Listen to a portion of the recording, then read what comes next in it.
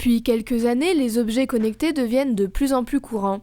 Cette démocratisation permet aux assureurs de mieux cibler les profils et les risques des Français, notamment grâce à la transmission des données personnelles.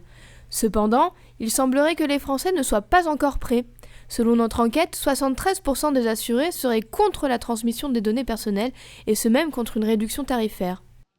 Aujourd'hui, la loi ne leur permet pas de faire de la modulation tarifaire de façon très fine en fonction de votre état de santé ou de votre hygiène de vie, très clairement. Donc ça, aujourd'hui, il y a quand même une limite à ce qu'ils pourraient faire.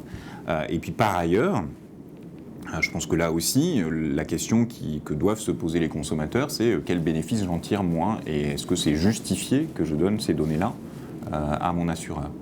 La raison principale de ce refus de partager ces données réside notamment dans un manque de confiance des Français vis-à-vis de leurs assureurs.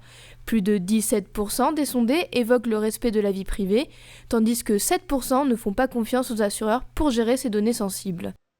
L'arbitrage que vont devoir faire les consommateurs, c'est est-ce que, d'une part, le bénéfice que j'en tire est suffisant, soit en termes tarifaires, soit en termes d'accompagnement médical, et d'autre part, est-ce que je suis sûr que les données que je transmets, elles sont bien sécurisées, elles ne sont utilisées que pour un usage qui me paraît cohérent et légitime.